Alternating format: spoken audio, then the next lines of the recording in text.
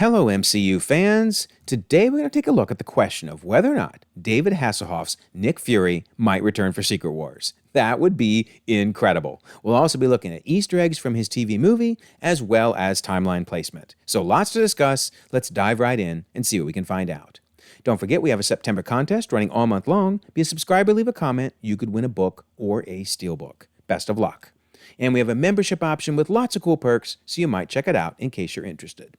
So we got a TV movie pilot for Nick Fury, Agent of S.H.I.E.L.D., but unfortunately the pilot never took off, so this is our only look at Nick Fury, played by David Hasselhoff, unless, of course, he returns for Secret Wars.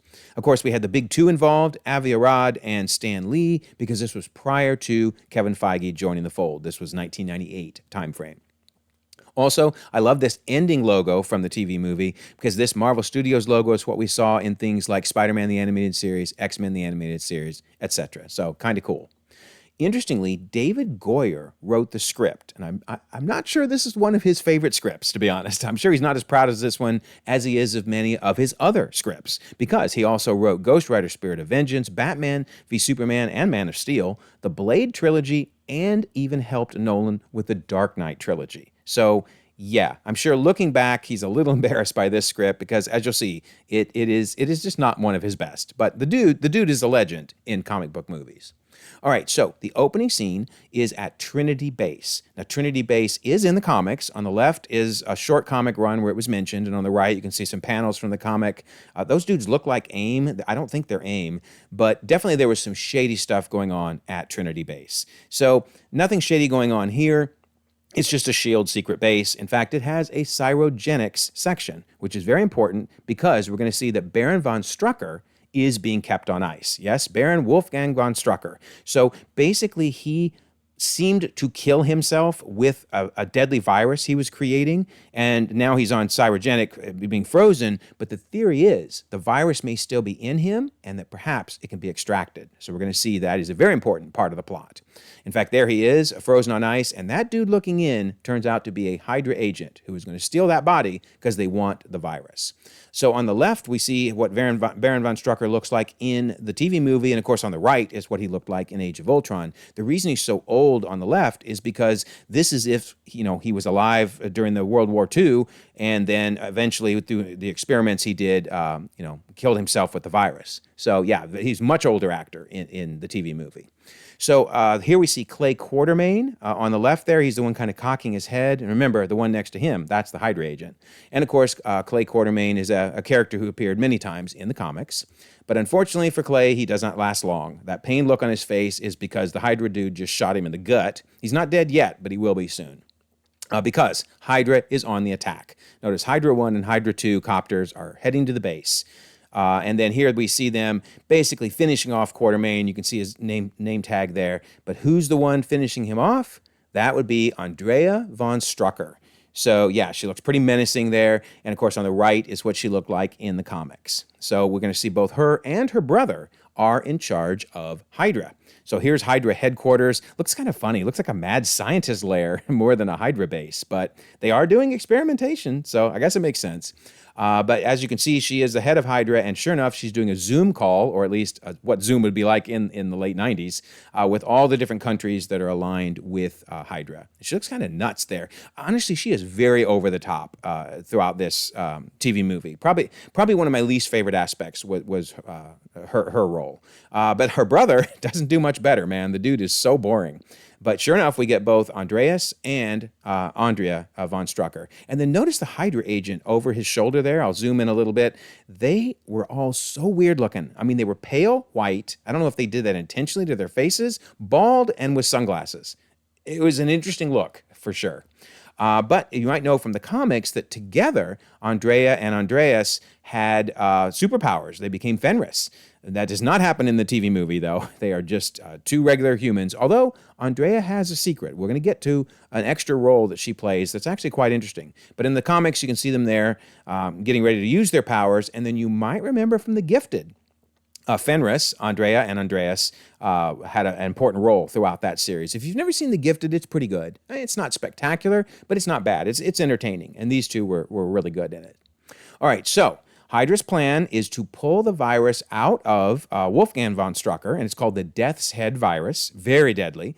And the way they're going to bring back the Death's Head virus is none other than Arnim Zola is going to help recreate it. On the left is what he looks like in the TV movie, and of course on the right is how you might remember him from Captain America the First Avenger. Of course, he's so old in the TV movie because basically he's been alive since World War II, versus on the right, First Avenger is a period piece from the World War II time frame. So yeah, Zola is going to extract the virus from Baron von Strucker's body, recreate it, and have it all ready to go and start killing away. Meanwhile, what's happening with Fury? Well, I'm not kidding you. Fury is hiding out in a mine shaft. We'll get to why in a minute, but it's off in the Yukon. He's got a big, read this, you better have a darn good reason for being here. So inside the mine shaft, what would you expect to see Fury doing but using a pickaxe and randomly hitting the stone walls? Again, I'm not kidding. But hey, he looked really cool, right? And whatever Hasselhoff does is going to be cool. The dude is a legend. So you might remember Hasselhoff from things like Knight Rider, right? That was awesome. Well, awesome might be stretching it, but it was fun. It's a fun show. And of course, he was on Baywatch. Who can forget that? And he had a cameo in Guardians of the Galaxy Volume 2. Because you might remember Star-Lord revealed that as a kid, he pretended like his dad was David Hasselhoff riding off in the Knight Rider car. And he actually had a very touching memorial for Yondu, saying that actually Yondu kind of was his David Hasselhoff because he did kind of end up being his dad after all. So that was really cool. So one of the interesting things is if Hasselhoff's Fury were to return in Secret Wars, then you would have Star-Lord going, "It's David Hasselhoff," and Hasselhoff as Fury going, "Who? What are you talking about? Who?" So there could be just some fun things they could do if Hasselhoff shows up again. I would love it. But okay, so some of the other characters that show up in the TV movie, Alexander Goodwin Pierce, who is, you can see him on the right, what he looked like in the comics. And of course, if that name rings a bell, yeah, it's the exact same character that showed up in the Winter Soldier as the Hydra agent, the main head of Hydra. So yeah, very interesting because he's not a villain at all in the TV movie or really in the comics, but obviously they did the surprise on us with him being the villain in Winter Soldier. So Fury is being reinstated. We will learn that he was basically kicked out of S.H.I.E.L.D. for insubordination, and now they want him back because of the threat of this Death's Head virus and Von Strucker, right? But they're having trouble convincing him to come back until another old friend arrives in some pretty shaky special effects. Remember, this is the late 90s. Do not expect much from the special effects. But his other friend is none other than Contessa Valentina de Allegro Fontaine, a.k.a. Val. So you can see her there on the left. And of course, there she is on the right in the comics. And then later she does don more of the leather look and the slick back hair there, looking a bit more like the comics. And of course, Val in present day MCU is running the Thunderbolts. So the Val in the MCU is very different than the Val in the comics. But yeah, I thought she did a good job. I thought she was very good in the TV movie. And it turns out that she and Nick used to be lovers, which is funny because in Baywatch, well, they used to be lovers, at least in a couple episodes. So yeah, kind of a Baywatch reunion between the two of them. That's funny. There were no references to this, but I couldn't help but notice it. So, okay, fun call out to the comics. I love when they do this. Kirby gets a nice call out because Pierce, the one that tried to get Fury to come back, and Fury is indeed coming back, says, "Well, I did graduate top of my class at the S.H.I.E.L.D. Kirby Academy." And of course, Kirby Academy is a reference to Jack Kirby, who created Nick Fury. So very cool. Love when they do that. So then they head to the Helicarrier. Yep, that is the Helicarrier. Like I said, do not expect much from the special effects, but the design is just odd. I don't know what they were thinking. It looks a little cooler at night, I guess, with the lights on, but oh my, very, very different from the Helicarrier we see in the movies. And granted, the budget does make a difference. I'm sure if they had a bigger budget, we would have got a better Helicarrier, but man, that thing looked weird. But nonetheless, now on the Helicarrier, we meet Timothy Aloysius, a.k.a. Dum Dum, Dugan. Interestingly, though, they never refer to him as Dum Dum in the TV movie. And notice he does not have the bowler cap and doesn't have the long mustache. He's got the red hair. That's about it, though. Very, very odd. There he is on the comics over on the right. And, of course, here he is in the first Avenger. And he showed up a couple times in Carter's series as well. So, yeah, I don't know why they went so far away from what he looked like in the comics, but it was fun to have the character there in the TV movie nonetheless. We also get Kate Neville And you can see her in the comics. Her character does exist in the comics, but she's very different in the TV movie. She refers to herself as an ESPer, meaning she has, can read your mind. And she even has additional neural implants to make her ESP more powerful. And of course, that will factor into the TV movie. We also meet Gabe Jones, who is basically a scientist, kind of the Q of the show, like Q from James Bond, which is very different than his character, not only in the comics, but also in the first Avenger. He's definitely not a science character. He's, just a member of the Howling Commandos. But nonetheless, we get Gabe Jones. That's cool. And I mentioned he was Q, right? Well, he gives basically a Q gives stuff to Bond scene. So this laboratory is so weird. They do not explain any of these strange things in the background, but the two devices that Fury takes are a gun that is keyed to his thermal signature. So if anybody else uses it, it backfires on them. And of course, we're going to see that get used. And he also encounters a very creepy looking LMD. I will give them credit for doing an LMD. And here they're pulling, the face over the robot. And then here's the upper torso of that LMD. I mean, it's pretty creepy looking, but they get some good gags with it. And I will give them credit for actually using the LMD multiple times throughout the TV movie, many times when you least expected it. So very, very clever, very clever. All right, so remember, Fury is no longer the head of S.H.I.E.L.D. It's now being run by Jack Pincer. He is a total jerk in the movie and obviously is just, awful to Fury the whole time, hates Fury. And then, of course, he is from the comics. That's him on the left, although he was like a CIA agent in the comics. So there's really, other than using the name, there's no similarity necessarily. So now the team is assembled, and they look pretty cool in their black leather. And considering that this was made in 96, not finished till around 97, you do have to wonder if the black leather here is what inspired the black leather in the X-Men series. Maybe they thought this look was really good, and honestly it was. Fury and crew look really good there, and so, hey, put everybody in black leather, right? Blade was in black leather, X-Men in black leather, everybody. So at least Spider-Man wasn't, thank goodness. All right, so now Nick Fury does end up encountering Andrea, and she has, I don't know what to call it, a face mask / mist, because she actually takes the mask off by spraying mist on her face, but it kind of glows with the white glow that we see in the MCU when people like Sharon Carter and Natasha use it. So very, very different way of showing how the mask worked, but same concept. So it's kind of cool to see some of the things we would later see in the MCU, but appearing in this TV movie. But because she had the face mask on, she's able to get the drop on Fury. She immobilizes him by shocking his face. You can kind of see the shockwave there going around his mouth there as she's shocking him. And then we figure out who her true role is. She's not just Andreas von Strucker, but she delivers a deadly kiss with venom on it, basically, poison, which now is a running story throughout the whole TV movie where Fury is slowly dying unless he gets the antidote. And why is she able to do that? Well, you might have guessed it, because she's also playing the role of Viper. Now, in the comics, obviously, Andrea von Strucker and Viper are two completely different characters. They just morph them together. But yeah, now suddenly she's all the more dangerous. So yeah, very scary. Okay, so now we get our first LMD usage. So there's Pincer and Gabe talking, right? But look over their shoulder at the dude walking down the ladder. The reason this dude was able to get in is because he is an LMD of Pincer. Well, Fury realizes it because he sees two Pincers. He's like, something's up here. Pulls out his gun. The real Pincer ducks, while then Fury opens fire on the LMD. Has no effect on the LMD. He's a robot. But instead, Hydra uses the LMD to deliver a message. Notice he opens his mouth. His eyes go dark. And sure enough, he projects the Hydra logo. That's pretty funny. They got to start with their logo to explain that Death's Head virus is going to be unleashed upon Manhattan.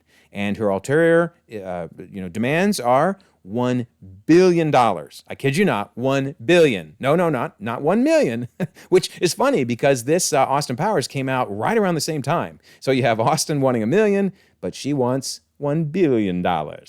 So yeah, now we have all kinds of problems here. Fury's got the virus in him, and she's about ready to unleash the virus across all of Manhattan. But one of the funniest things is, to me at least, is the LMD self-destructs. I'm like, self-destructs? And then kind of just goes on fire. I'm like, you snuck this thing into S.H.I.E.L.D. headquarters. Make it have a bomb. Like, I don't even get it. Why would you not blow the whole place up? Nope. They spent all their money on the video projector, I guess, because it just self-destructs. But then this is really funny. Pincer turns to Fury and says, by the way, Fury, how did you know which one of me to shoot? And then one of his many awesome one-liners, he looks him in the face and goes, I didn't. I love it. He didn't even care. He knew he had to take one of them down and just took a guess. And man, Pincer has all the more reason to hate him. But don't forget, Fury has the virus in him now. So every scene he's in is all the more intense because he's slowly dying. All right, so HYDRA is indeed moving forward with their plan to launch these missiles on Manhattan. And then this is kind of sad. There's those Twin Towers, right? All the shows and movies prior to 9/11, just a reminder of that tragic situation. But yeah, so they're ready to move forward with their plan. And so basically you have Andreas, the brother, is taking care of the missiles. And meanwhile, Viper is back at HYDRA command. So we kind of have two different teams have to split up. So to take down Andreas is Val and her team. And she does. She takes him out. He's dead. He was kind of pointless, to be honest. Didn't do an awful lot. And so he's out of it. But they cannot stop the missile launch because it can be remotely armed. And in fact, Viper does indeed remotely arm it, and now they only have like 10 minutes before those missiles are going to fire. Luckily, though, the other team has been, well on the way to going after Viper, and it's Fury, Pierce, and Neville. So they're blasting through the sky with their ship, and unfortunately, speaking of blasting, they get blasted out of the sky. Now, luckily, they abort out, they parachute out, but yeah, that was actually one of the better special effects. I use that word loosely because all of them are pretty weak, but nonetheless, that was kind of cool. But because they have to parachute out, they are then captured by Viper, who for some bizarre reason puts on a vampire outfit. I mean, is she trying out for Rocky Horror Picture Show? I have no idea what's going on here. They give no explanation for it. But okay, she's vamping it up. Way to go. But anyway, they capture Fury and the others. But luckily for him, his bad eye, I'm not kidding, is hiding an explosive device. So yeah, it is as weird looking as it looks there as he's pulling out his faux eye and he blows the door open with it. So, okay, I did not see that coming. That was clever. So, but unfortunately, remember, he's weakening from the virus. So he tells Neville and Pierce, you guys go on, take on HYDRA. But it turns out that he ends up, they don't really explain how this happens, to be honest. This is where the script starts to get a little shaky. But Fury ends up in the same room with both Zola and Viper. And Zola grabs his gun. We all see where this is going, right? Fury's like, I wouldn't do that. But Zola fires it anyway. And sure enough, it backfires on him. And yeah, he gets toasted. I thought that was pretty cool looking, actually. I mean, he's gone. He's dead for sure. So Zola's out of it. But Viper is not. So Viper takes Fury out, just guns him down. And you're like, what just happened? And then she goes over to check to see if there's a heartbeat and see if you can guess what happened, right? I'll give you 3, 2, 1. It wasn't Fury. It was his LMD. So kind of funny. He says, I always heard living well is the best revenge. Good line, but you're left scratching your head going, wait, okay, that was clever. Didn't see that coming, but how did they get the LMD there? Weren't they all captured? Did the LMD parachute separately? Was it just walking around randomly? I mean, does not make sense at all. If you watch this and you figure it out, let me know, and maybe I missed something, but you're like, what on earth? So just don't think too hard. Enjoy it. It's fun. So then Kate and Pierce arrive, and Kate is able to extract the missile codes from Viper, and they're able to put in the abort sequence, and sure enough, Manhattan is saved. And then in comes the S.H.I.E.L.D. helicarrier to kind of clean up the mess. A decent special effect, I guess. But unfortunately, in all the chaos, Viper manages to bolt with her still frozen father. Yes, she gets in the case with him, and they lower down into the floor and seem to vanish. In fact, Fury immediately turns around, saying she's got to be halfway to China by now. No, she would just be one floor lower is where she is. That's all you got to do is go down there and find her. I promise you, she's down there. But nonetheless, they take off, and sure enough, we have two kind of endings to the show. The first is Fury and Val kind of having a tender moment together. You know, they had been lovers previously, it's clear, and then they broke things off when he left S.H.I.E.L.D., but now, had there been a series, going forward from here, I'm sure they would have rekindled that romance. And meanwhile, in kind of a post-credit scene, I guess, we see that Viper is now with the unfrozen Von Strucker, and they are plotting their revenge. So, I don't know. My thought is she was not a very good villain, and he doesn't look very interesting either. But they made them seem like they're going to be recurring villains, maybe for the rest of the show. So probably not a good way to end things. But overall, the story just wasn't that great, is the biggest problem. Fury was fantastic. I thought Hasselhoff was amazing, and Val was pretty good. But these two were not very compelling villains. So when does this thing happen in the timeline? Well, we learn that Fury was let go after the Iron Curtain fell. He says, when the Iron Curtain was sent to the cleaners, I was suddenly out of style, not diplomatic enough. It was time for me to move on. So when did the Iron Curtain fall? That would be at the end of the Cold War in 1991, in particular December of 1991. So that would mean he was let go probably sometime in 1992. Then they also tell us that that was 5 years ago. He says, they put me out to pasture 5 years ago. Awesome. So that puts us in 1997. Now, this came out in 1998, but it's important to note copyright 1997. So really, it makes sense that they were planning for it to be in 1997, in the timeline. So when, though, in 1997 would this be happening? Well, we don't get solid clues here, so we got to turn to the weather. I hate doing this, but those do look like spring trees in New York. You can see the greens starting to form, and then they eventually go to Germany, and sure enough, you can see the trees are starting to get their leaves. So, okay, I'll go with spring of 1997. So timeline placement, we're going to go with April of 1997. So awesome. So how does that fit overall? Of course, here are all of the multiversal films and shows. These are their release timeline, but now we know that Nick Fury, Agents of S.H.I.E.L.D., is in early 97. So I do still plan to cover Howard the Duck, and I do get some requests for Fantastic Four. I just got one for Power Pack, actually, interestingly. I have no knowledge of what that one is. So I will get to these. I'm probably going to end up taking a little bit of a break because we're going to have both Agatha and Penguin coming out. So those are going to keep me pretty busy. But I will get back to these. And then here's the second image of all the rest of the Multiverse timeline shows and such and movies. And I have gotten some requests for Mutant X. So I will probably do that one at some point. Unfortunately, it's multiple seasons, so that one may be a little while. Also, don't forget I have the Googlesheet timeline document. It is sorted by timeline, month, and year, but you can also sort by release, month, and year by going up to the sort here. And you can even do filters, and one of the filters is by multiverse. And if you pick just multiverse things, then you get the 37 entries here, and in particular, we just did Nick Fury, Agent of S.H.I.E.L.D., came out May of 1998, but actually happens in April of 1997. So I'll leave a pinned comment so you can get out to the Googlesheet timeline doc. So let me know, do you think Nick Fury, played by David Hasselhoff, will be returning for Secret Wars? I think it's got to happen. That is my vote. I would love to see it. Let me know your thoughts. Also, don't forget, we have a September contest there. Be a subscriber, leave a comment, and win that book or steelbook. And there's the membership option in case you're interested in that. And then I always like to mention the Discord. Here we are talking about, well, Nick Fury, Agent of S.H.I.E.L.D., and where you can view it if you want. It is on YouTube in all its glory. So very easy to check it out if you're interested. We'd love to have you join the Discord. 1,700 members across the globe, conversations 24/7, and we would like you to be part of it. I will leave a pinned comment so you can join the Discord. Also, if you don't mind, like this video, subscribe if you haven't already. You can check out more content, and we'll all continue to enjoy the ever-growing, the ever-changing Marvel Cinematic Universe.